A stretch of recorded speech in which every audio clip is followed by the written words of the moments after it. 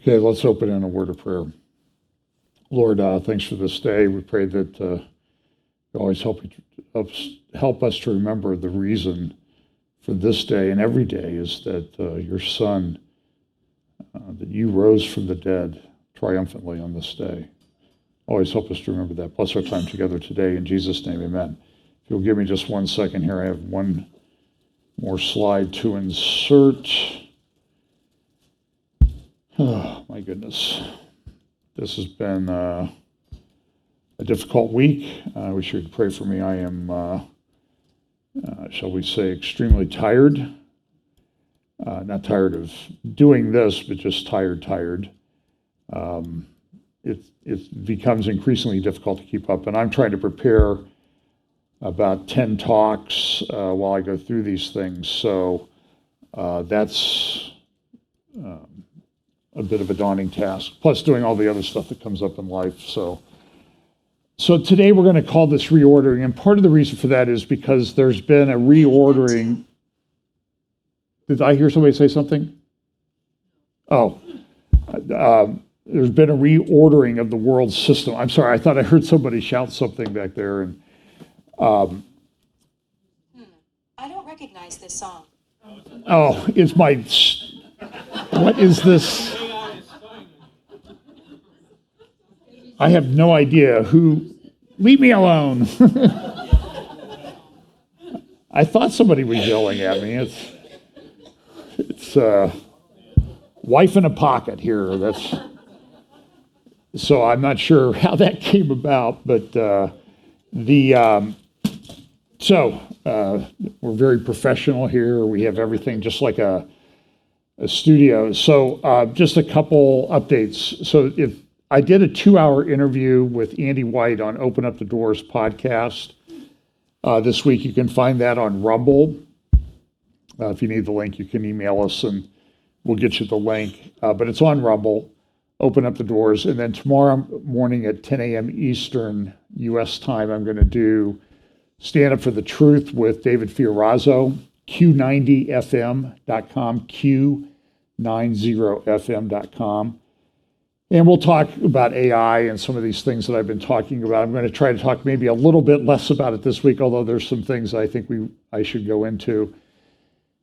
And then May 5th and 6th, I'll be doing Last Days Bible Conference in Canada with Carl Kirby and some other people, ldbc.ca. I do not know if that will be live streamed. You'll have to go to their website and see about that. And then I'll be in Scotland for a Moriel conference, June 16 to 18.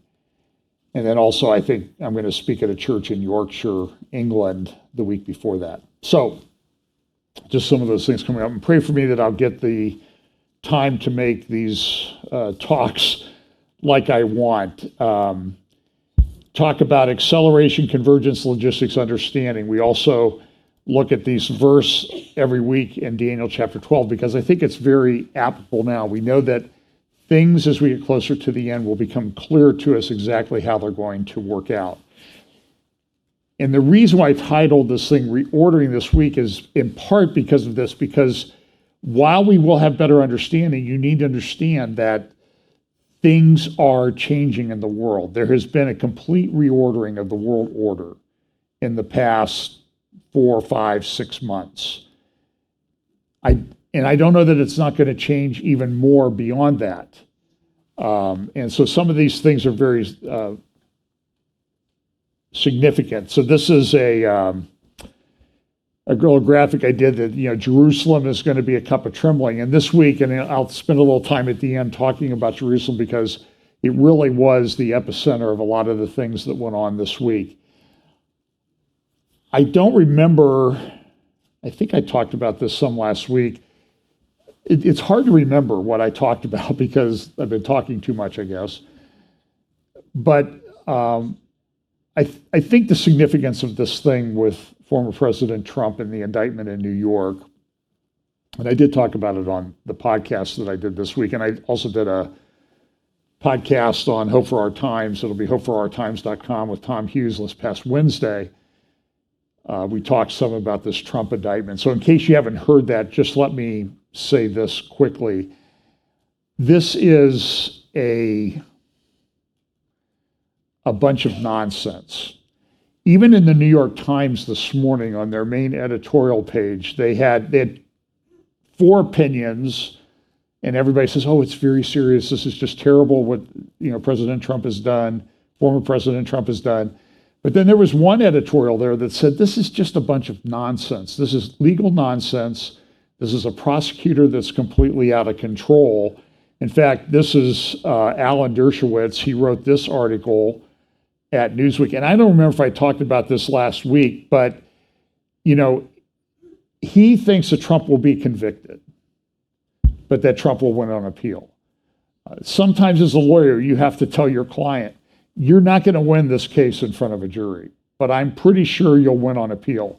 And I remember doing that a couple of times, and it turned out, fortunately, I was right, that the Court of Appeals did overturn it. And so I think that some court somewhere is going to get a hold of this and dismiss it. I doubt that the trial court judge in Manhattan will do that because it would be too difficult. I even doubt that he's going to change jury, even though he should.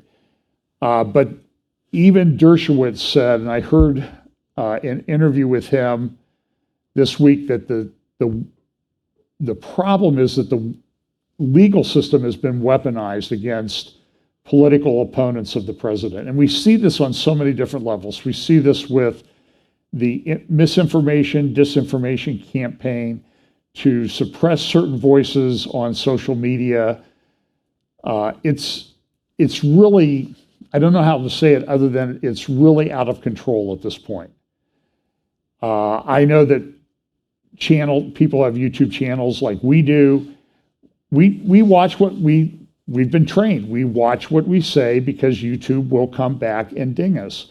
Andy White on Open Up the Doors that I talked with this week, he had mentioned something related to Charlie Vector on a podcast a year and a half ago.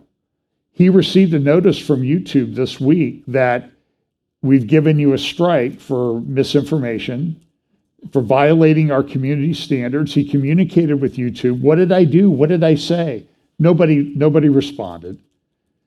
We got a notice about 10 days ago that one of our videos from about 2 years ago had been taken down by YouTube. But they said, we're not giving you a strike. When you get a strike, you can't post for a week. And then a second strike, you can't post for 2 weeks. And you get a third strike and your channel is gone. It's complete. They just yank the whole thing down, everything.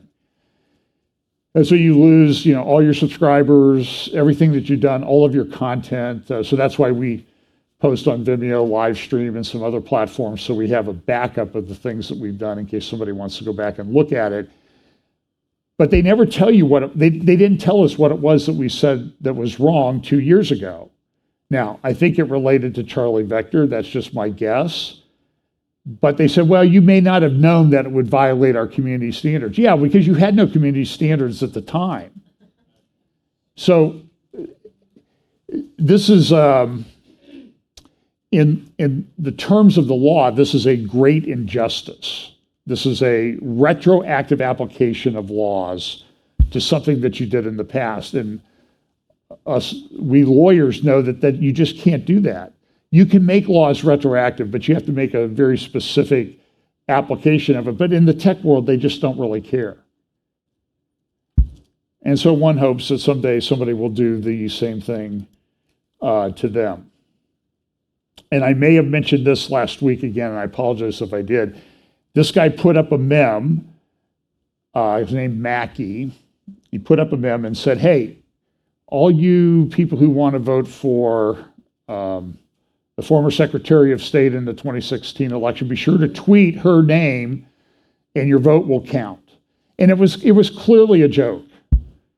But he was tried under a former old Ku Klux Klan statute about suppressing voters, because I guess people who would vote for her would believe something like that. He's now facing 10 years in federal prison. It's a terrible thing. Now let me move forward here.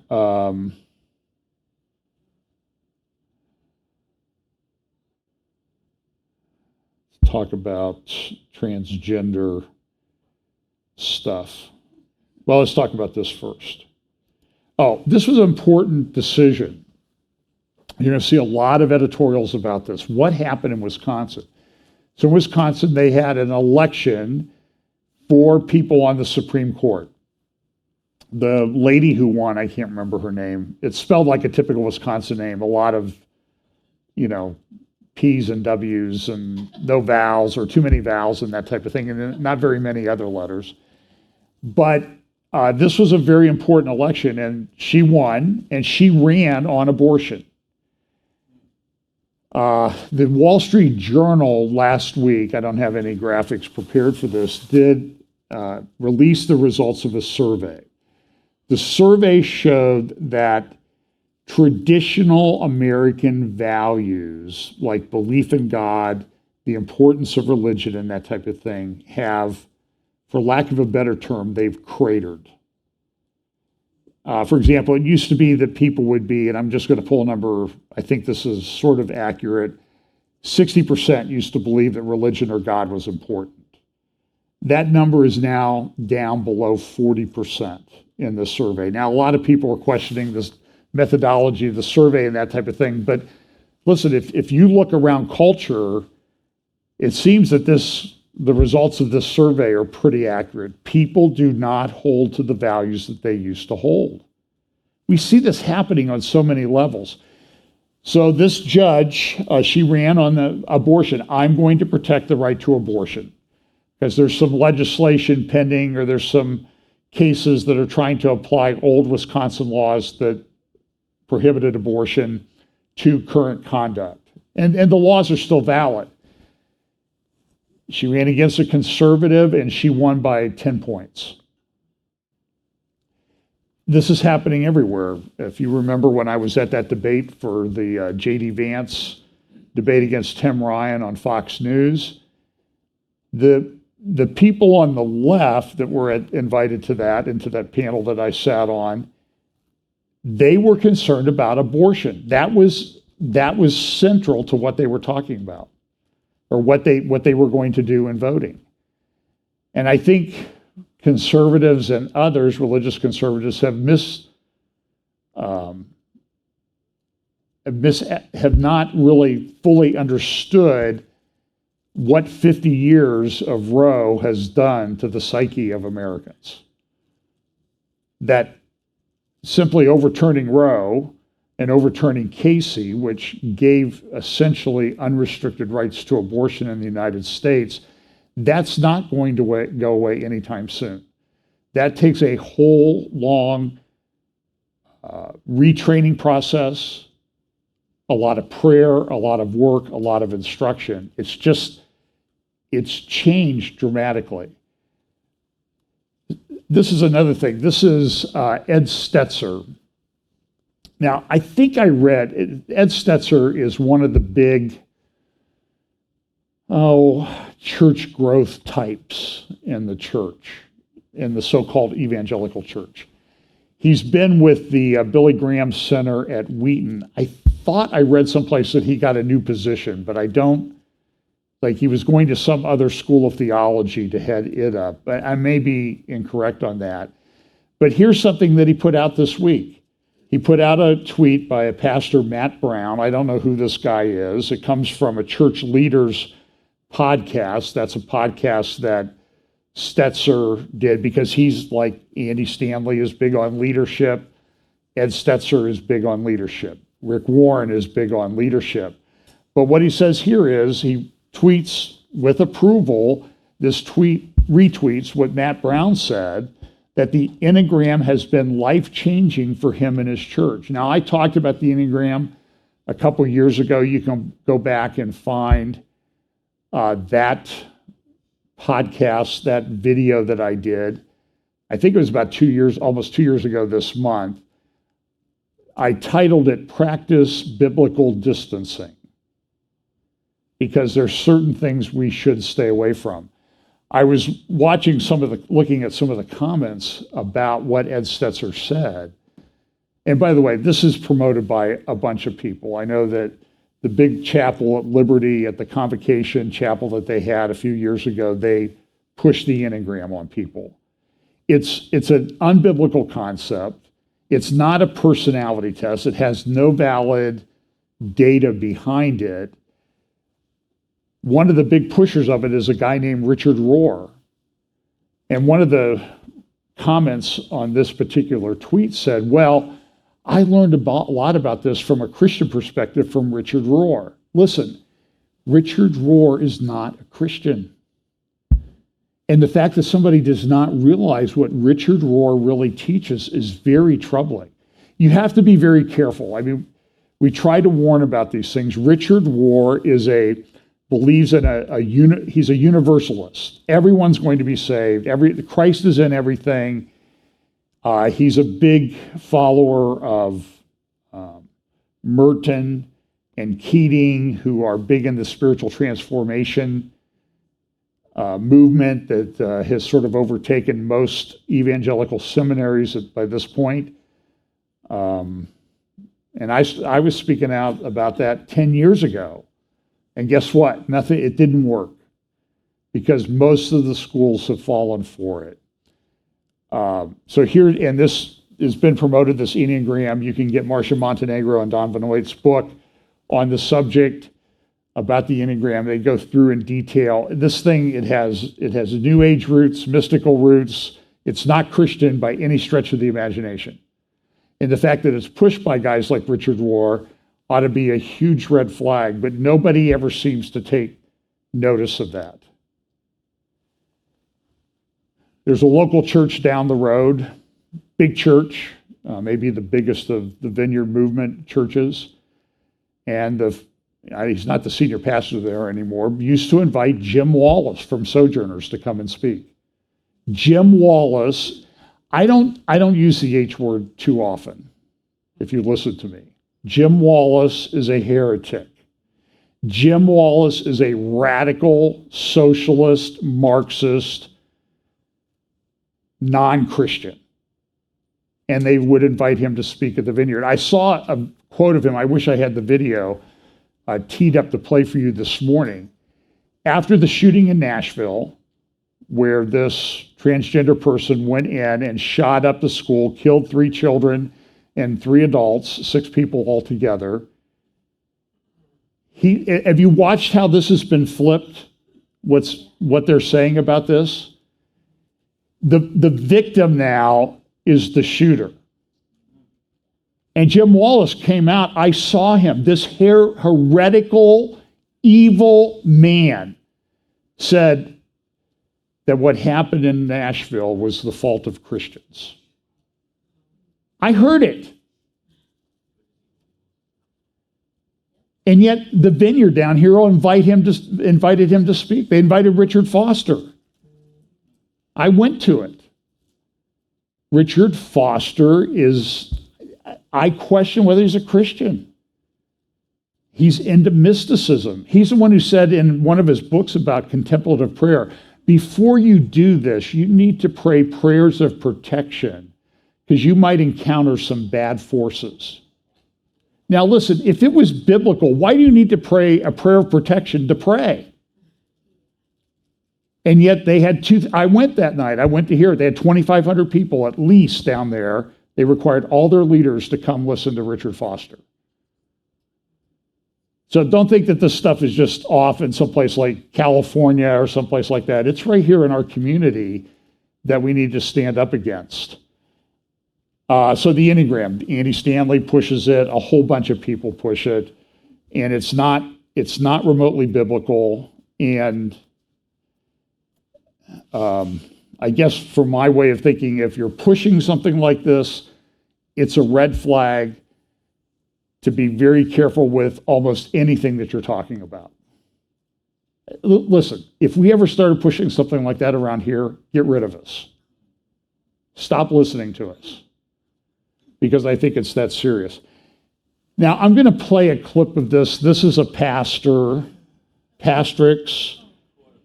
of a church in Fargo, St. Mark's English Evangelical Lutheran Church. So that it's not evangelical, it's not Lutheran, and when they combine the two, it's really not that. United Lutheran Church of America, Fargo, North Dakota. And she says, she goes by they, them pronouns. She was recently installed as and listen to how this blurb from an article says this, was recently installed as the pastor of St. Mark's Lutheran Church in Fargo and delivered their first Easter-themed sermon to a small congregation on April 2nd. I hope it's small. After listening to a little bit of this, I'm going to play a little bit of it. I hope it's zero. It should be zero that listen to this. Listen to this. This week, we witnessed yet another mass shooting, roughly the 130th this year, this time at a small private school in Nashville, Tennessee. And instead of focusing on ways this could have been prevented, such as gun control, a significant number of people have turned their attention toward the shooter's identity. Instead of focusing on the fact that the number one cause of child death in this country is now gunshot wounds. Some folks have chosen to focus on eradicating trans people as a solution because they have been waiting, just waiting for an opportunity such as this. They have been waiting for a reason, any reason, to stoke their hatred. Marginalized folks, those of us with the least amount of privilege and power, they need those who have more privilege and power than they do to physically place their bodies between them and the people, powers, and institutions that are literally killing them.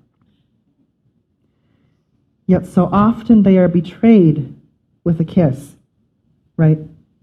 Self-proclaimed allies and advocates will say the right things, maybe give a little money here and there, maybe show up to a protest or two, but then when push comes to shove, suddenly their hands are tied and they can't do anything. The disciples were afraid to even be associated with Jesus, lest they suffer the same fate, lest their bodies be put at risk. I have observed that it is often the people with the most power and privilege who desert those they are called to defend when those people start getting harassed, beaten, arrested, targeted, because while many of them know they won't suffer the same fate, they do know that being associated with marginalized people puts their reputation at stake. And what is it about this reputation that makes it so precious? Well, she goes on to compare the shooter to Jesus. This is Romans 1 in operation. This is a judgment of God that people like this. I don't know of anyone who's said to eradicate people. It's to evangelize them, pray that they get saved, pray that they change, that they're transformed. Every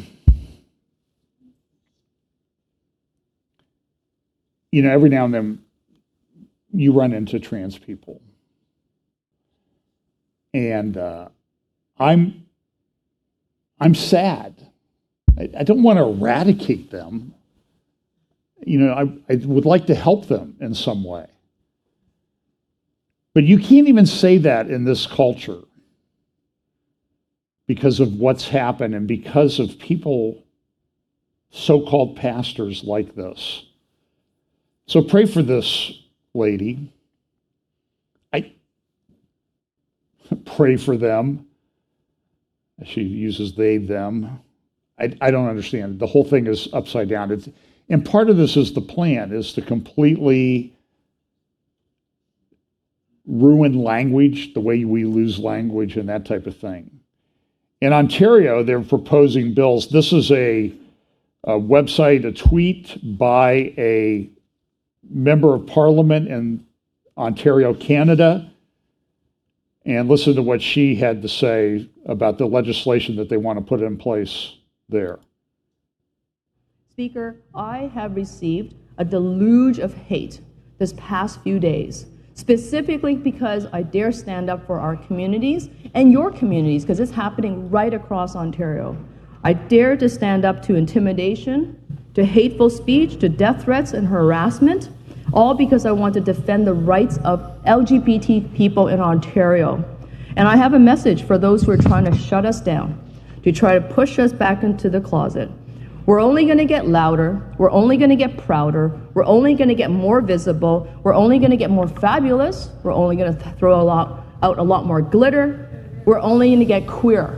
We're not going back into the closet, we're not going anywhere. As a matter of fact, we're going to continue to stand and fight. And she goes on, and you notice how she uses an acronym 2SLGBTQI+. 2S means two-spirit. This comes out of, they claim, out of Native American culture, that people have both male and female, and you can determine what spirit you are. I don't even know where to go into. This is something you need to be aware of. This is the Restrict Act that's being proposed in the Senate of the United States. This is ostensibly to ban TikTok, but I don't know that it doesn't really specifically do that in the act. And so I'm afraid that it's going to be a very overbroad act, sort of like the Patriot Act was back after 9/11, and it's going to be used for nefarious purposes. Like, we don't need to worry about this administration, right, doing things for nefarious purposes. I mean, I don't even know how to describe what I think sometimes, or communicate. I don't know if I'm able to use the right words to communicate to you what I think when I see the press secretary defending these particular rights. You know, there's a big controversy now. The Biden administration came out this week with a proposal to, once again, they're sort of allowing college sports organizations to ban trans men who are pretending to be women from competition.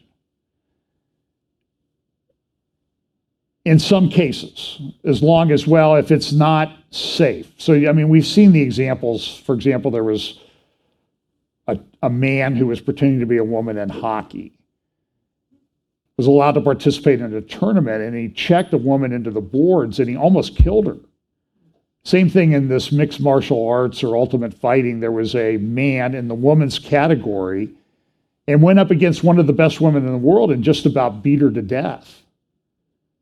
And she said, I was terrified. I've never been assaulted like that. And that's her life as she gets assaulted in the ring. But I was so overpowered. She said, I've never felt overpowered like that. And people, they act like there's nothing wrong with this.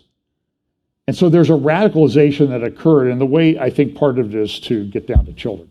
So let me make a couple comments about AI. This is an artificial intelligence index report. You can see the people that are participating in this: Google, OpenAI, Open Philanthropy is kind of interesting one. Analytics and research partners, LinkedIn, McKinsey. You can see all these people, and they go through and they analyze some of the things, and they go through a very long timeline of what's new in AI. And they start back in 2022, and you can see that DeepMind releases AlphaCode and the things that happen. So just a year ago, there were just these things starting to be released. Meta came out with some things and some developments. There was a thing released this last year called DALL-E, DALL-E, that allows the generation, using artificial intelligence, to generate images, 3D images, that sort of thing. And what it can do is pretty amazing. I have not messed around with it. I have concerns about it. And I sit here sometimes and I have these ideas for some graphics that I want to use in my updates and prophecy timelines and that type of thing. And I will be honest with you, sometimes I sit there literally for a couple hours trying to figure out one slide. How do I take what I think and put it onto a slide in a visual? I don't know if it would be easier if I used one of these tools to do that, but people are using it for everything. It's coming about very, very quickly. And then just in November 30th, you can see here on the left, OpenAI launched ChatGPT, and I talked a lot about this last week. So we're just 4 months, not even 4 months into, I guess we're a little over 4 months into the launch of one of the more significant tools. Now they've come out with GPT-4, which is 100 times more powerful, and by December, they're in the process of training something called GPT-5 that they anticipate releasing in December. That will be many, many, many, many times more powerful than GPT-4. And everybody's concerned about it. Even the Financial Times last week had a article on it, a big editorial, AI's existential threat to humanity. And I've shared a lot with you last week, the open letter that's been put in place to maybe we need to slow this down, to Eliezer Ludkowski's, I can't remember how I say it, Ludkowski's warning that, listen, we need to shut this down completely. And this is one of the biggest transhumanists on the planet. He's been at this for decades. He says, shut it down. And if people don't shut it down, go launch airstrikes against their facilities where they store their hardware. Now, I don't think, this is the editorial in the Financial Times a week ago, multiple red flags are not yet slowing down the generative AI train. People are a lot of people concerned about it. Some of the developers are concerned about it, or at least they're feigning that they're concerned. They're pretending that they're concerned about it. But it's moving forward. And the question is anybody going to stop it? And I have well, I'll go to this right now. This was an article that was in Foreign Affairs in their one of their recent magazines, publications. Innovation Power, Why Technology Will Define the Future of Geopolitics. Now, you can disagree with Foreign Affairs. It's published by the Council on Foreign Relations, and they're big globalists, one world order type, new world order type people. But I think you need to read what they're saying on occasion to find out where they think this is going. And they talk about this. They use the example of Russia-Ukraine war that, well, here's what it said. When Russia forces marched on Kyiv in February 2022, few thought Ukraine could survive. Russia had more than twice as many soldiers as Ukraine. Its military budget was more than 10 times as large. The U.S. intelligence community estimated that Kyiv would fall within 1 to 2 weeks at most. Outgunned and outmanned, Ukraine turned to one area in which it held an advantage over the enemy: technology. Shortly after the invasion, the Ukrainian government uploaded all its critical data to the cloud so that it could safeguard information and keep functioning even if Russian missiles turned its ministerial offices into rubble. The country's Ministry of Digital Transformation, which Ukrainian President Zelensky had established just 2 years earlier, repurposed its e-government mobile app, DIIA, for open source intelligence collection so that citizens could upload photos and videos of enemy military units. With their communications infrastructure in jeopardy, the Ukrainians turned to Starlink satellites and ground stations provided by SpaceX to stay connected. When Russia sent Iranian-made drones across the border, Ukraine acquired its own drones specifically designed to intercept their attacks, while its military learned how to use unfamiliar weapons supplied by Western allies. And the result of this was that Ukraine was able to take what it had and make it much more effective. So Ukraine has, in effect, become a laboratory for militaries around the world, including those that are invading Ukraine. And the Iranians who are providing drones to Russia are getting a lot of intel, real world intel and data on how their drones are functioning, what they need to do to tweak it, what they need to do to make them more effective, because Iran has a major enemy that they're trying to go against, and that's Israel. So that's a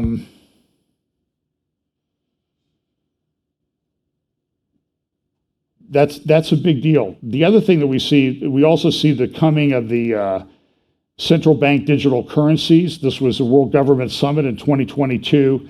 This is Pippa Malmgren, and I've played this clip a number of times, but I think it's pretty significant to what she says about the development of central bank digital currencies. So understand that you have all of this stuff is being digitized. You have health passports, you have digital identity, and everybody has a digital identity, by the way. The goal to get everybody a digital identity is really a goal to get the last billion people that don't yet have a digital identity, last billion people in the world that don't have a digital identity, to have a digital identity. You have a digital identity whether you like it or not. In fact, you can be standing up speaking to a crowd and Siri can be saying, I don't understand what you're saying to you. Even I never use that. Somebody's listening. I mean, so I'm a golfer. I was looking for a new putter, because I'm just missing a little bit. So it's not me. I'm sure it's the putter. Well, I get ads all the time for new putters. It's just, it's like somebody's listening. So this is coming in central bank digital currencies. And so this is just a couple video clips, and I'll talk about a new development in that area. It's coming more quickly than we think. Some people said it was going to be here this past December. I thought that was a little bit advanced, a little too soon. But here's Pippa Malmgren at the World Government Summit in the United Arab Emirates in Dubai about a year ago, speaking about central bank digital currencies. And the title of the seminar, by the way, was, and Becky, I can't remember her last name, the host, she comes out, Excellencies, are you ready for a new world order? They talk about this all the time. And so I know that when I talk about this now, we're starting to get tagged by YouTube that, well, this is a big conspiracy theory. Okay, well, why don't you tag their video? Their whole title of their seminar was, are you ready for a new world order? And I don't see a tag on theirs. So I'm not sure how you do that. So here's Pippa Malmgren. She's a banker. What underpins a world order is always the financial system. What we're seeing in the world today, I think, is we are on the brink of a dramatic change where we are about to, and I'll say this boldly, we're about to abandon the traditional system of money and accounting and introduce a new one. And the new accounting is what we call blockchain. It means digital. It means having a almost perfect record of every single transaction that happens in the economy, which will give us far greater clarity over what's going on. It also raises huge dangers in terms of the balance of power between states and citizens. In my opinion, we're going to need a digital constitution of human rights if we're going to have digital money. But also, this new money will be sovereign in nature. Most people think that digital money is crypto and private, but what I see are superpowers introducing digital currency. The Chinese were the first. The US is on the brink, I think, of moving in the same direction. The Europeans have committed to that as well. And the question is, will that new system of digital money and digital accounting accommodate the competing needs of the citizens of all these locations so that every human being has a chance to have a better life? Because that's the only measure of whether a world order really serves. So in connection with that, this was released in October by the White House, the AI Bill of Rights, making automated systems work for the American people. But listen, this stuff is just lip service. Nobody really talks about this. All they talk about is further restricting people who are saying things that they don't want you to say. And if they don't like it, they'll indict you. By the way, there was a recent development with regard to a thing that happened in DC a year, 2 years ago now? The demonstrations was called an insurrection. By the way, did you see what happened in Tennessee last week? They've expelled 2 of the legislatures. They'll probably bring them back in because they're getting a lot of heat about it. But that really was an insurrection. And I'm not saying that back on the one that happened a couple of years ago, that there weren't people that did things that they shouldn't be punished for. But one of the main charges that people are getting out of that incident at the U.S. Capitol is obstructing an official proceeding. There was a recent ruling, kind of interesting ruling at the Court of Appeals. It was a 2-1 decision. People were challenging that, like, we weren't really obstructing anything. And the court has sort of indicated that, well, yeah, we're going to let these charges go, but there's this other issue out there. Like, it seems like the statute requires you can do this, you can be charged with something if there's something that benefits you, if you have a personal benefit coming out of it. That I don't think the prosecution can prove, and a lot of these charges might get dismissed. But a lot of people have felt compelled to plead guilty. They get charged with these felonies and they're facing 40 years in prison. They're facing bankruptcy from legal fees. So they plead guilty. A number of people have done that. And this is part of the reason why they take one essential transaction with regard to former President Trump and they turn it into 34 felonies. This is ridiculous. Dershowitz said this is the most amateurish thing he's ever seen. And he's no fan of President Trump. So this is a very difficult time. So this is Augustus Carstens. I have a number of videos of him that I've prepared. He's with the Bank of International Settlements, and he's a big proponent of digital currencies. And this is what he said. This was October of 2021, so about a year and a half ago. He talked on a Zoom call, it looks like, and he was talking about why he would like to see central bank digital currencies come. Listen to this. Our analysis on CBDC, in particular for the use of general use, we tend to establish the equivalence with cash, and there is a huge difference there. For example, in cash, we don't know, for example, who's using a $100 bill today. We don't know who is using a 1,000 peso bill today. A key difference with the CBDC is that central bank will have absolute control on the rules and regulations that will determine the use of that expression of central bank liability.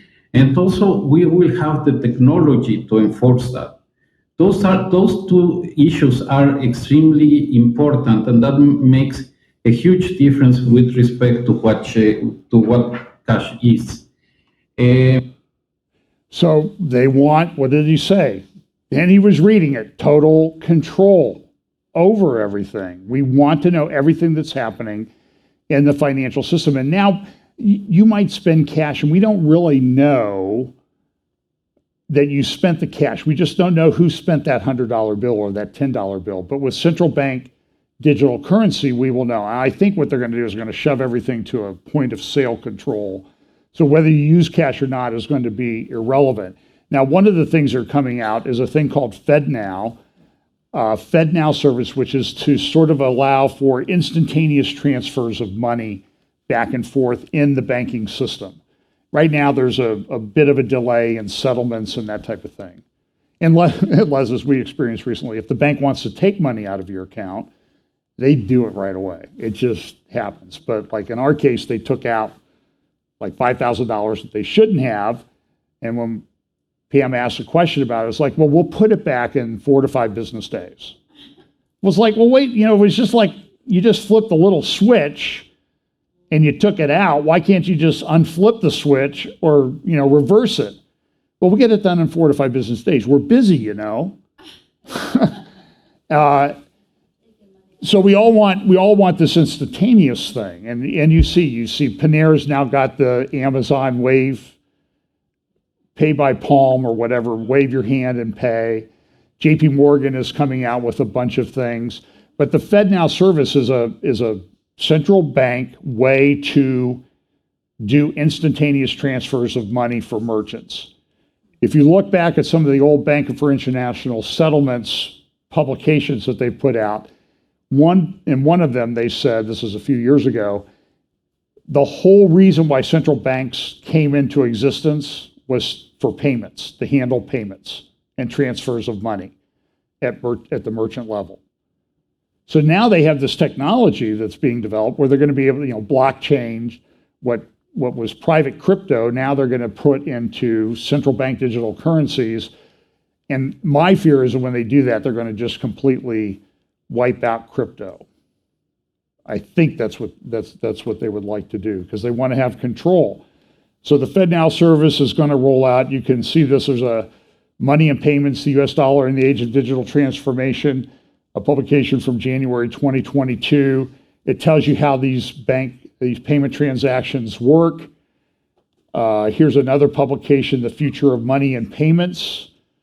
This is something that came out from the US Department of Treasury pursuant to a executive order talking about the payment systems and how this is what was the reason for central banks, and now we have central bank digital currencies, and everybody in the world is doing this. This is a publication, the digital rupiah. This is from Indonesia, Project Garuda, navigating the architecture of the digital rupiah from the Bank of Indonesia. They're going to do this. This is another thing. JP Morgan joins the biometric palm and face ID race. So the JP Morgan has that, they got office buildings. Well, they have buildings all over. I don't know if they're buildings where people still go to work. This is, by the way, on the financial system, this is becoming a big deal. I see more and more people talking about it. I've been mentioning it for a couple of years. I don't know that commercial office buildings are worth what they were worth 2 years ago. I drive by some of these buildings during the day. I don't see people working in these office buildings.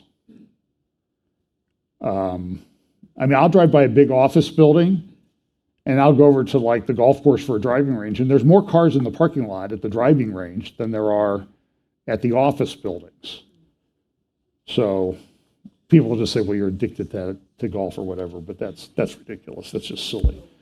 But regional banks are having problems. There's also this prepare for a multipolar currency world. People are getting away from the dollar. That's happening everywhere. That transformation is taking root very quickly. A few weeks ago, Xi and Putin met in Moscow.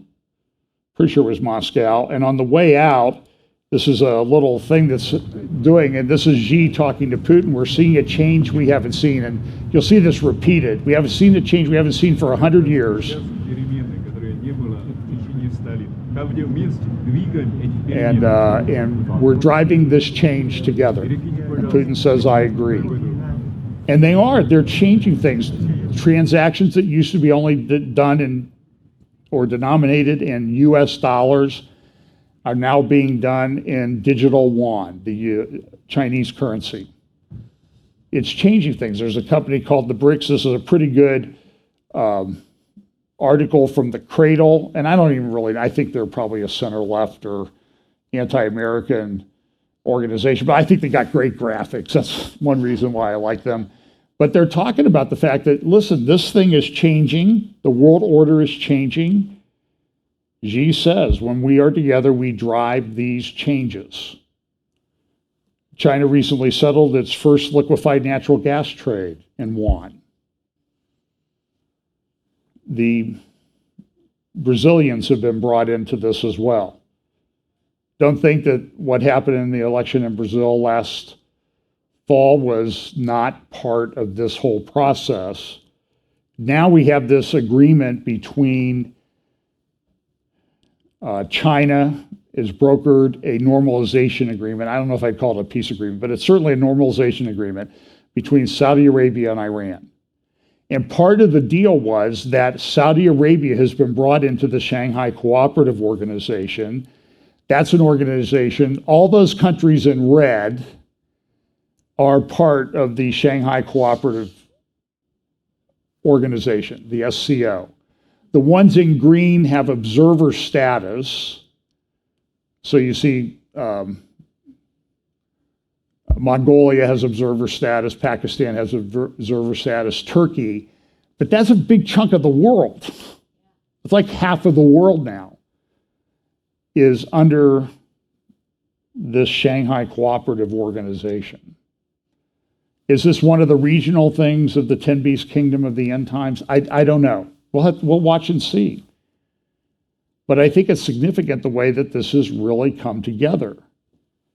So this is kind of an interesting thing. This is a little video about submarine cables.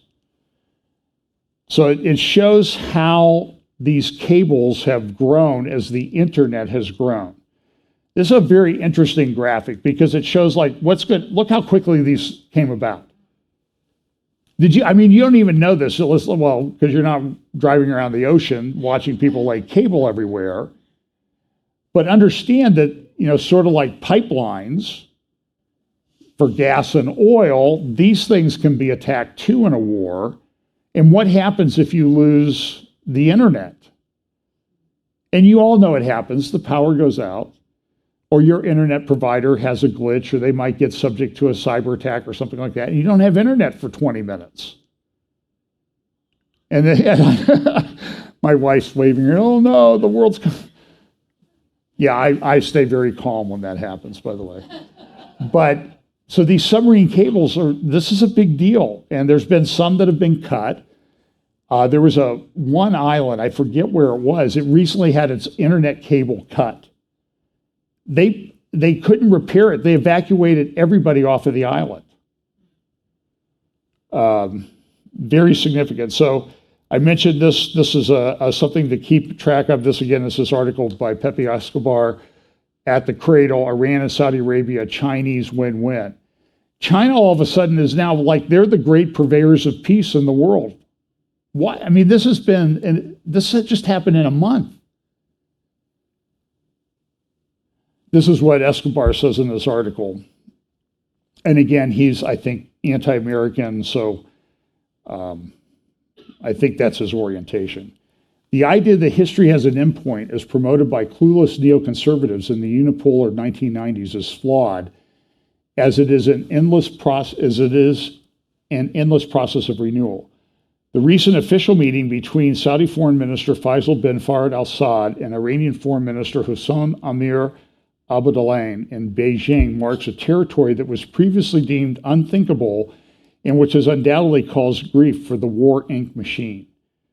By the way, do you think that war is going to stop because China is now involved with Iran and Saudi Arabia? No. By the way, part of what's happening now too is that Saudi Arabia appears to be on the verge of at least having a ceasefire or peace agreement between Saudi Arabia and the Houthis in Yemen. The Houthis are supported by Iran. They have the capability, they've just demonstrated the capability that they attack buildings in the United Arab Emirates with drones and missiles, I think drones, which is about the same distance from the Houthis in Yemen to the United Arab Emirates as it is from the Houthis in Yemen to Israel. And the world, with all of this thing, for in terms of Israel's security and safety, has really, really changed. And they had meetings this week where they signed this. They also had, Macron was in China, along with the head of the European Union, von der Leyen. And she was sort of almost excluded from the meetings, but Xi just pretty much dissed these guys and said, listen, we're going to do what we want to do. And maybe we'll think about what you guys want us to think about. This is another article related to property. Banking turmoil hammers European property stocks. You're going to see a lot of those articles. This is something I meant to mention at the earlier part.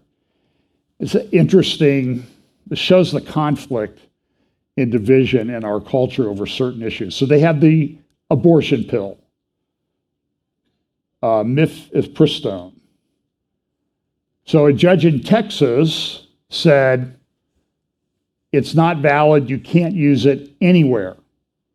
Same day, a judge in Washington or Oregon says, you can use it. So now you have two federal judges that are clashing, and the question is, it's going to end up at the Supreme Court. How is the Supreme Court going to rule?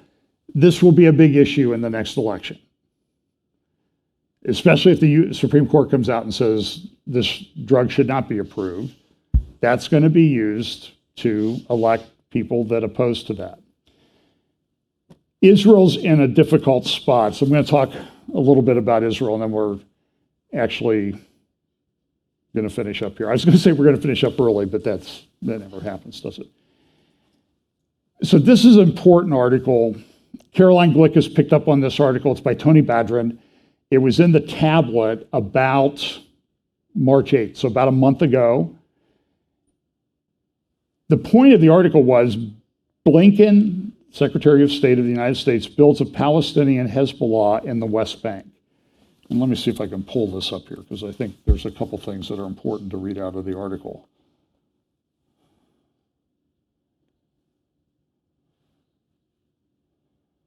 Let's see here.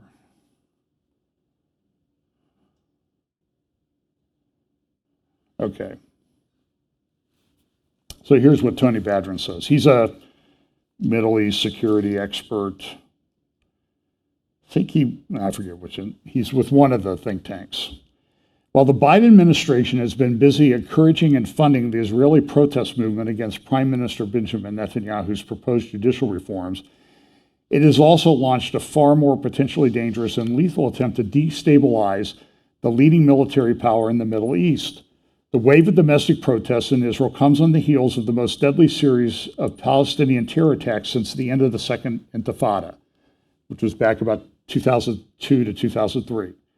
Incredibly, the U.S. is now proposing to take advantage of its allies' political weakness by standing up a potential 5,000-man Palestinian terror army that would ostensibly fight terrorism in the West Bank in place of the IDF.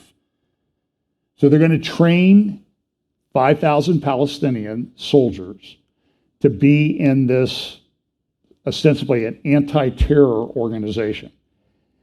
They're being trained in Jordan. There's been meetings about this between U.S. military personnel and Jordanian military personnel and Palestinian, and I think even some of the Israeli people have been involved. Washington, D.C.'s latest bout of Mideast pyromania began with U.S. Secretary of State Anthony Blinken's to Ramallah at the end of January, right after a Palestinian terrorist shot dead 7 Israelis outside a synagogue. Naturally, the Secretary of State came bearing condolence gifts, which were what? A lot more money for the Palestinian Authority, an agreement to provide 4G communications in the West Bank, an initiative from U.S. Ambassador Tom Needis, which he pounded the table in order to get rolling, even as there are concerns that an advanced ICT structure might complicate efforts by Israeli security to monitor terrorist communications, and a commitment to reopen the U.S. consulate in East Jerusalem. In other words, everything that the current government in Israel would be against, our government is trying to promote. Caroline Glick, she also picked up on this, and in her article, she talked about a guy named Hadi Amir, A-M-R, who is really one of the guys behind this. And to kind of give you an example of what he did, you remember there were 2 brothers who were shot and killed by Palestinian terrorists, 2 Jewish brothers shot and killed by Palestinian terrorists in Huwara, Huwara. When Amir came to the West Bank, he went there, but he didn't go there for that because the Jewish settlers got upset and they went in and they trashed the place. They did. They were upset that two of their people had been killed. And I understand that. I'm not justifying what they did. I'm just saying is they had people killed. So what did our representative do? He's an undersecretary of state. He went to the Palestinians and said, oh, it's so bad that the Jewish settlers came in here and did this. And to my knowledge, saying anything about the two Jewish people who'd been killed never crossed his lips. And this is part of a campaign that's going on by the Biden administration in that area. So now we have,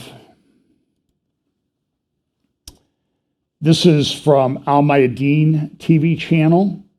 It's a Iranian TV channel in Lebanon.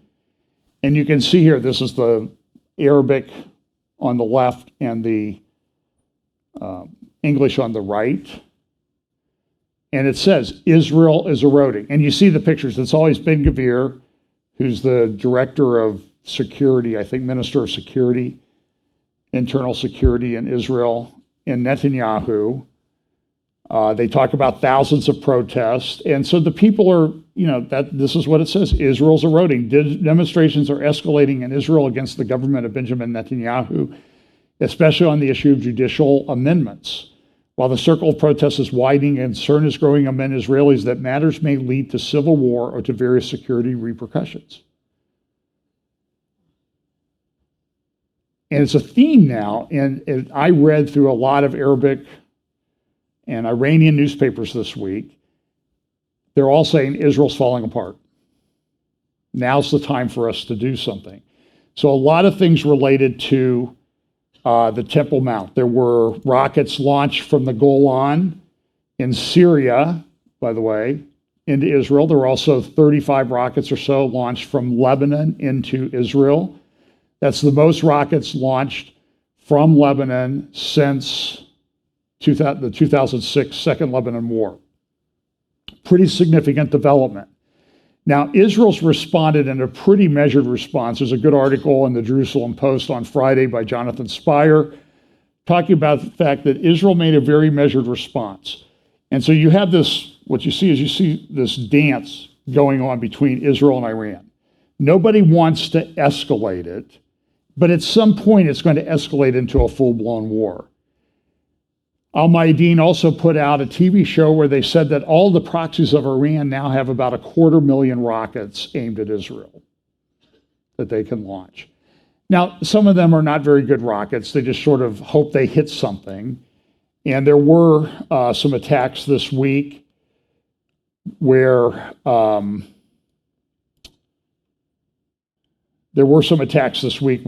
things in Israel were hit. There was a shopping center hit. There was a house hit.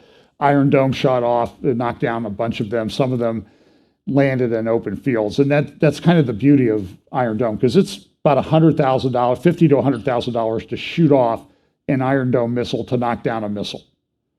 So the missile they may be able to assemble for a few $1,000s, and it costs Israel $100,000 to shoot it down.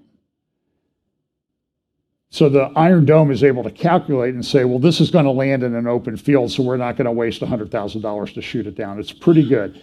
There's also, Israel's trying to develop a laser system to do this, but the problem with the laser system is they have a lot of neat videos, but it's not very effective at a distance. I mean, it has to be within a half a mile of the missile to really be effective, which means that if you got missiles flying from all over, you have to have the lasers everywhere too. So even though the cost is lower, it's a logistical issue that I talk about a lot. So this week, there were these attacks in Israel. And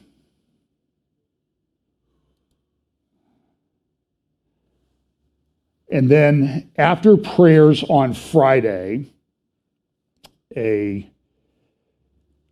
Jewish family from Efrat, where I just was in December, was driving up through the Jordan Valley, and they're on holiday. It's kind of a strange convergence because you have Ramadan ending, you have Passover, you have Christian resurrection celebrations, all of them sort of happening at the same time.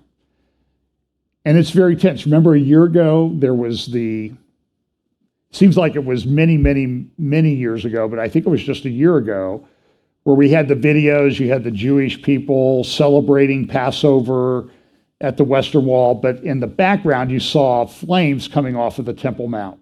And of course, Arab media put out, oh, they're burning down Al-Aqsa Mosque. They're burning down Al-Aqsa Mosque. No, it was a tree that was caught on fire by the fireworks that you guys were shooting off. And last year, what they did was they went in and they stored rocks to throw over the side of the Temple Mount down on people worshiping at the Western Wall. They had fireworks. And they're allowed to spend the night in mosques except at the end of Ramadan, because this happens all the time. So what happened was Israel went in and took out a bunch of terrorists. Then, of course, the media goes, they're storming Al-Aqsa Mosque. And I saw an article on one of the Arab newspapers, I think it was from Saudi Arabia, said, oh, look, the Jewish settlers, they're storming Al-Aqsa Mosque. Well, they went up there and walked around. They didn't have weapons or anything like that. So there's this, people are really stoking the tensions. And this is a quote from Yair Lapid, who was quoted all over Arab media this week saying, the country is about to collapse. Ehud Barak, I played a clip of him last week saying, listen, this is part of the plan, is to get rid of Netanyahu. It's about judicial reform, but we really want to get rid of the Netanyahu government. And so at this intersection in the Jordan Valley, sort of between the Jordan Valley and Nablus, two young ladies and their mother, they were 16 and 20, their mother. Father was in a car ahead, and as they got to this junction, they were attacked with 22 caliber, probably from Kalashnikov weapons. They went out of control. You can see the car crashed. One of them was life flighted. The two daughters, 16 and 20, died. One died at the scene, bled to death. And you can see the picture of the windshield, if you can zoom back out on that. Zoom back out on that. There you go. You know what that red stuff is? That happened right at the end of prayers. This is what the Tehran Times said about Saudi Arabia. Reset after 7 years. What is it? It's a reordering of the world order because of this new normalization between Saudi Arabia and Iran. Part of this is because the U.S. is weak. This is another headline. World and transition, our foes engulfed in crisis. They're protesting in Paris. They're protesting in Israel. Game change in Syria, Iran to boost air defense. So right in the midst of all this, these two young ladies, this is Israel Hayom, newspaper this morning, 16 and 20 years old, were killed. Their mother is in critical condition, literally fighting for her life as we speak. They were from Efrat, which is a very close community. I saw videos posted of everybody gathering in the square, in one of the squares in Efrat, praying and singing. I saw another at a community center. The women and daughters all got together to mourn and pray. This is a very, very close-knit community. This is a big deal.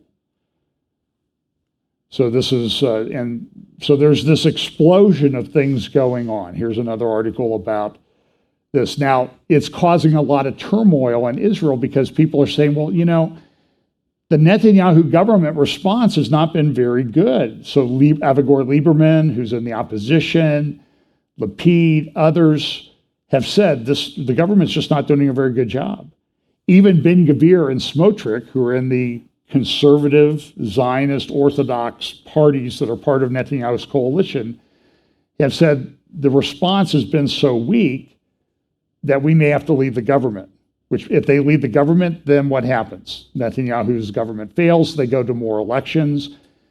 They've put a pause on the judicial reforms, but that hasn't stopped the protests. They had big protests yesterday again. As I saw Caroline Glick on our podcast, she said, the protests usually involve anywhere from 10,000 to 3 billion people, depending on which newspaper you read, because the number always seems to grow. But so Israel went in to clear out the Al-Aqsa Mosque last night in Tel Aviv. I think it was last night, it was Friday night. An Italian tourist was there and he was run down by a car and killed. It was a terrorist attack. Pam will remember this when we were in Israel. We got stopped at a checkpoint and there were a bunch of Arab Palestinians there. And the soldiers were negotiating with our friend Joel Kramer about whether we would be able to go through the checkpoint because the West Bank was we were in Samaria coming out of Nablus and everything was pretty tense at the time. Trump was coming in a couple days. And there had been a Jewish settler had shot and killed somebody who attacked his car. And the Palestinians were upset. We were in Hebron.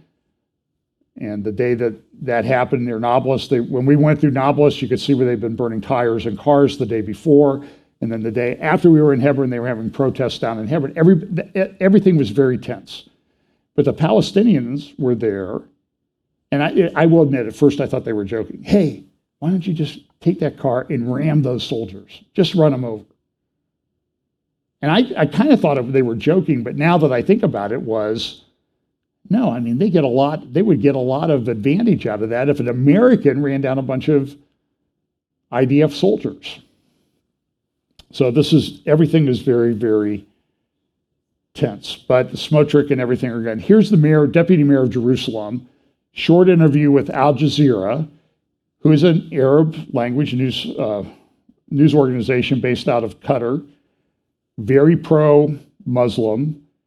And they're asking her questions about, listen, you guys you can listen to the interview. I think she does a fantastic job dealing with the issue.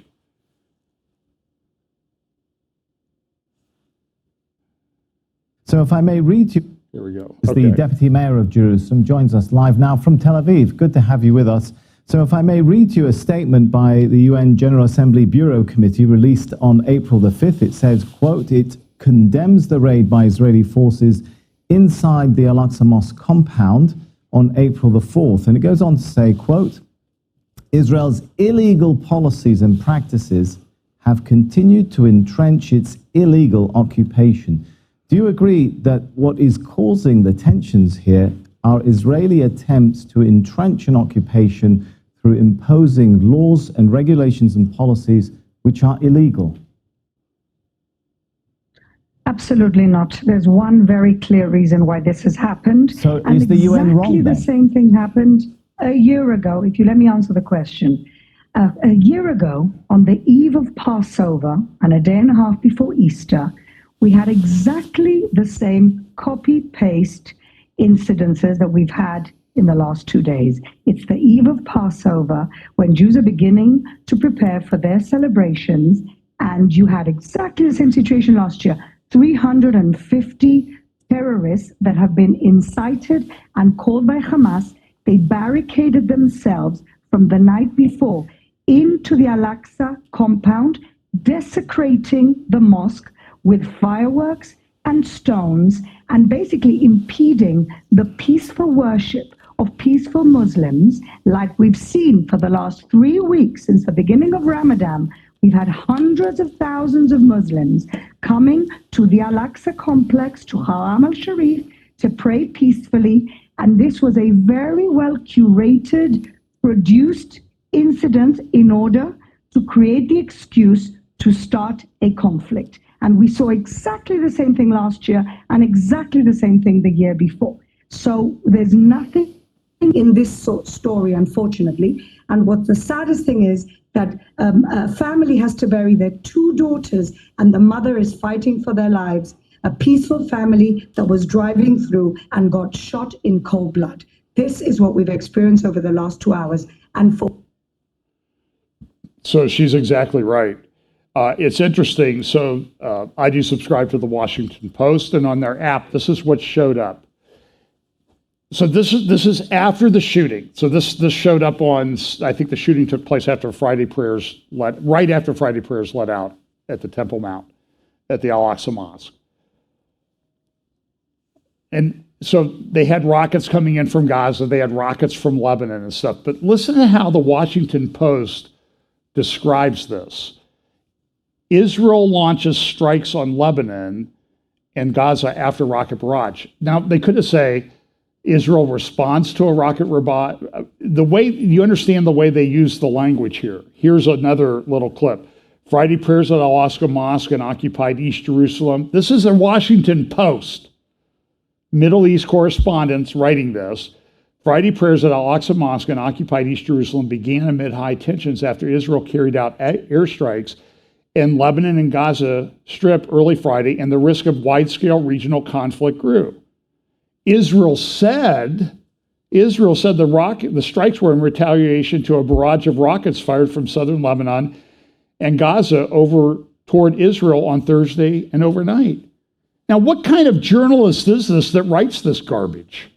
Israel said? How about report what happened? There were rockets fired from Gaza. Israel went in, people who were violating the agreements that exist between the Jordanian-controlled Waqf, that's the Islamic organization that controls the Temple Mount. They say, we won't allow people to do this the last few days of Ramadan. And what do? Every year they go in there, they barricade themselves in, they have fireworks, they have stones. She doesn't mean little rocks. She means things that if it hits you in the head, it will kill you. That's what happened when we were in Israel. Jewish settler was attacked on a road by 400 Palestinians with rocks. And he defended himself. He shot 2 of them dead. Now, if that happened in Austin, Texas, he would be convicted of murder. Did you hear about that case? A guy during the BLM riots made a wrong turn on a street, and a guy approached him with an AK-47, pointed it right at him, and he shot him. He was convicted of murder yesterday in Austin, Texas. America. Texas. Well, Austanistan, I think it should be called. And we have family that live there now. But this is just egregious. So then they go through with a series of photos like, this is what's happening in Israel. So here's rockets from Israel and Gaza. Here's some more attacks in Gaza. Here's some more attacks in Gaza. Here's some in Lebanon. Here's some more in Lebanon. Here's some Israel strikes in Gaza. Here's some more. Here's some more. Oh, here's a rocket from Lebanon that landed in Israel. And I went through, I skipped about 4 or 5 more. And there was a grocery store law office or something that was hit up in the Galilee region. Erdogan came out. Let's have an article from him. So this relates to the Temple Mount. And this is Al Akbar newspaper. I'm going to just look at a couple clips of this. This is an article saying, listen, Israel's got judicial reform. They're falling apart. We should do this. This is a Hezbollah mouthpiece newspaper published in Lebanon. By the way, Lebanon is falling apart. Banks are closed. People don't have currency. The president of the country is getting by on less than $200 a month. The president of the country. The country's falling apart. So don't think that these rockets weren't fired from Lebanon because it was in part to distract people. Oh, look, Israel's attacking us. That's why we're falling apart. So Israel was very careful, as Jonathan Spire said in his Friday Jerusalem Post article, Israel was very careful to do a surgical, targeted strike that wasn't going to provoke a big response from Lebanon or Hezbollah. But it still may escalate. Here's another article, Conflict in the Zionism Camps. And it goes back, this article sort of traces the history of fights. But then here's this article at the upper part, and here's what this article says, the Arabic part. Jerusalemites continue the battle to establish their right to perform overnight stays in the Al-Aqsa Mosque throughout the days of Ramadan, and to prevent the occupation from imposing a temporal and spatial division on it, similar to what happened in the Ibrahimi Mosque in Hebron. So what are they doing? They're tying it to the Tomb of the Patriarchs in Hebron, and this is an article that they've shut the mosque in Hebron, or I'm sorry, I shouldn't have said mosque. It has a Jewish synagogue and a mosque there. And Israel just shut the whole thing down to everybody because of the tensions that exist right now. And Hebron is a very divided city. In fact, here's a little aerial shot of the Tomb of the Patriarchs. And you can see on the right is a mosque, on the left is a Jewish synagogue. And it's very tense there. I mean, you know, when you go through the checkpoint, Israeli soldiers are you Jewish? Are you Christians? Are you Muslim? Because they want to know. And I remember when we were there the first time, they said, do you have any knives? Because Jewish soldiers have been stabbed and killed there, I believe. So this is a very big deal. Here's a little video that sort of shows the Tomb of the Patriarchs. That's the seventh step where the Jews could only pray for about 700 years. That's one of the closed streets in Hebron. This is from Tel Rumedia, the ancient tell of the city of Hebron where David's palace was. And that's the Tomb of the Patriarchs there. So the second holiest site in Judaism. So anyway, back to the Temple Mount. So they're saying, listen, they closed that down. They're going to close down Al-Aqsa Mosque. Israel's going to close down Al-Aqsa Mosque. And look at the photograph or the graphic that they've put in this article, that you can see the Dome of the Rock there, but it's like it's the heart of Islam. Do you understand the symbolism there? This is how they think about it. And so Nasrallah is saying, listen, given the events that happened yesterday and drawn today in southern Lebanon, and given the interconnectedness of the events in Jerusalem, the West Bank, and Syria, as they revolve around one axis and one issue, I will leave the discussion in detail until Friday. That's what he said the other day. And that would be on Al-Quds Day. Erdogan came out, who's made reaching out to Israel a big deal, and said, Islamic world should be united against Israel due to their attacks in Palestine. In fact, he had a phone call with Raisi, the president of Iran, where they talked about dealing jointly with Israel, that they needed to act together. Now, we talk a lot about Ezekiel 38 and 39, and what does that talk about? It clearly talks about two areas, two regions that are going to come against Israel in the end. And a lot of people wonder, how does this come about? How does this happen? Because Iran is largely Shia and Turkey is Sunni.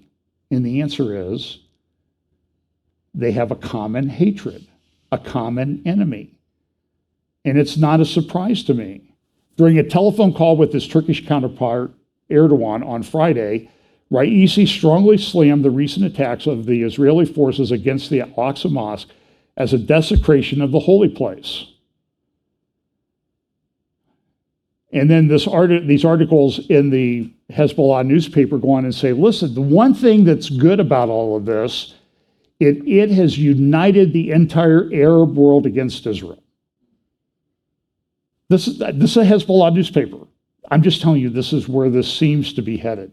Whether this is it or not, the Saudi Arabia Arab News this morning said, the resurrection of a new Middle East might be upon us. There is a genuine opportunity for the Israelis to build on the positive momentum in the region should they want to.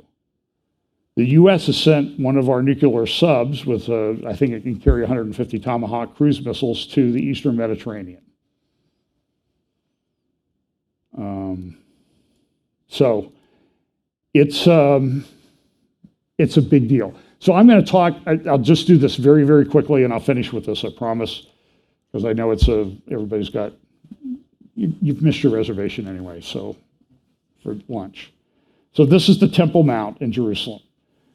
I'm preparing a talk on it. Here's again, this is looking from the southwest towards the northeast across the Temple Mount. You see the Dome of the Rock there. You see the Al-Aqsa Mosque on the right. This is a picture of the Temple Mount from what would be across the old city today, showing the place of crucifixion there in the foreground relative to the Temple Mount at the time of Jesus. Now, some people say, well, it's the Garden Tomb, but I think it was here where the Church of the Holy Sepulchre is. And that's what it would look like today. So you can kind of see how it's sort of the same direction. You see the Mount of Olives in the background. And you can see the Mount of Olives there today and all the Jewish graves up there. So here's the Temple Mount again. I looked really hard for a picture directly above. So I'm going to just explain some of the geography of the Temple Mount. My talk on Jerusalem will cover this in more detail when I'm in Canada. But there is this, it's called the Haram al-Sharif, but now it's being referred to as Al-Aqsa. Al-Aqsa used to be that building there. But now the whole compound is called Al-Aqsa. This is because why? Because this is a triumphalism of Islam to say we control everything. So the Al-Aqsa Mosque, you have the Dome of the Rock, and in between them, there's a thing called the Al-Qas Fountain. That will be important in just a moment. Now, there's different theories about where the Jewish temple was. Now, there's this eastern gate, and some people think, and there's also this thing called the Dome of the Tablets, and I'll talk a minute about this. And so a lot of people think that the temple was located there to the north. Some people say, well, you look at Revelation, it says that don't measure the outer part because it's given over to the Gentiles until the time of the Gentiles will be fulfilled. So some people will say, well, the temple would be built along that red line, and then they don't need to take down the other buildings. Now, I don't know that the way things are currently configured that that's going to happen. By the way, there were a bunch of Jewish conservative pro-temple people that were arrested the other day because they tried to go up and sacrifice an animal on the Temple Mount. This is all happening at the same time. This is why this is important. So you have, so there's these different views. So one view, the traditional view, is that the temple was where the Dome of the Rock is. So to build that, you got to get rid of the Dome of the Rock if you're going to build a temple. Maybe you just put up an altar, though, to do your worship, because the whole area is the holy place, I think. I don't think it's necessarily just where the temple was. The other view is, of course, here, the temple would be, the Holy of Holies would be over this thing called the Dome of the Tablets, or it would be here where the Al-Qas Fountain is. That's the southern view. And the reason for that is this view is that there is a building in Baalbek, Lebanon. Here, let me show you this. So here's the Temple Mount. This is looking to basically to the south across the Temple Mount. There's a Roman temple at Baalbek up in Lebanon around the Bekaa Valley. And it looks like this. That's a 3D representation of it and a very crude Photoshop by yours truly to try to make it show why some people think that the temple was at the Al-Qas Fountain. And you'll notice that Baalbek had a octagonal or a six-sided building. The Dome of the Rock is eight-sided. There's some evidence that it was originally a six-sided building that was there. It's now eight-sided. And then there's a temple. And you see how it's sort of where the Al-Aqsa Mosque is a temple, where the Dome of the Rock is this octagonal building, and in the middle, where the Al-Qas Fountain is, was a statue of the Roman Emperor Hadrian. So in the Roman mind would be, it's sort of like the Muslims do. We're going to build on top of what you built because it's ours now. And it's essentially an act of desecration. It's why King Hussein started to build that palace on top of a place called Gibeah on the north part of Jerusalem. As you drive from Jerusalem up to Ramallah, on one of the highest, if not the highest places around Jerusalem. He was building his palace back in the 60s and had to stop because of the 6-Day War. But why was he building at Gibeah? Well, if you know Jewish history in the Bible, kudos to you, Andy Stanley. This is a factual thing that's recorded in the Bible. The first king of Israel was Saul. He was a Benjamite. What was the capital of the tribe of Benjamin? Gibeah.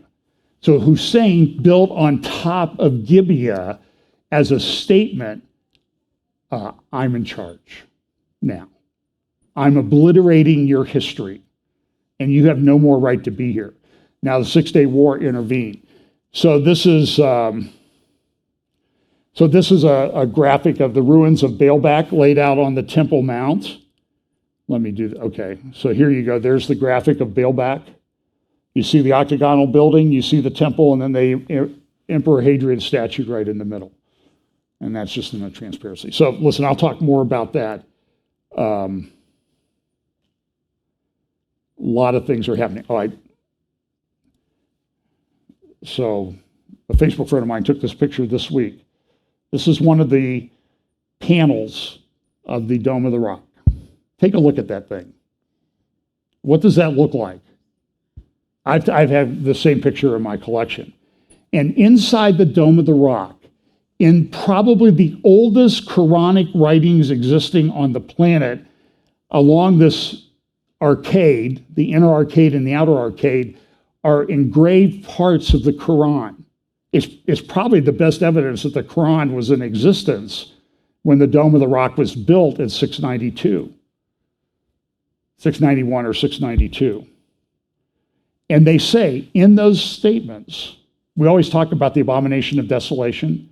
There's an abomination right there, right now, on that Temple Mount that says, God has no son. That's important today, more than about any other day that we recognize on the Christian calendar. And so there are these statements. These are on the outer octagonal arcade. Same thing, God has no son. So it's there, engraved in Quranic writings on the building that sits there where I think the temple used to stand. It's very interesting. So look, all of this seems to be, how quickly this comes to a head, I don't know. Things are changing very quickly. Things are being aligned like we've always talked about in Bible prophecy. And you need to prepare your hearts. Because we see attacks coming on Christians. We see Christians effectively being blamed for the shooting in Nashville, for spreading disinformation, misinformation. I think it's going to increase. So what do? You steel your heart. Harden it. You put on the whole armor of God. Not occasionally, like, okay, in 3 weeks I'm going to put on the armor. You need to do it daily. Belt of truth, helmet of salvation, on through Ephesians 6. And as Paul said in 1 Corinthians, you need to stand firm in the faith and act like men. It's going to be more important now than ever. So on the day that we recognize that Jesus rose from the dead, we also should recognize that he's coming back. And he's going to clean this mess up. And we should long for that day when things get redeemed and made new. So let's pray. Lord, thank you so much for your word. We pray that you'll help us to remember, especially today, the significance of the events of this day when you rose from the dead, triumphant, taking away the sting of death, dying in our place so that we could forever be in a right relationship with God. Bless us today. In Jesus' name, amen.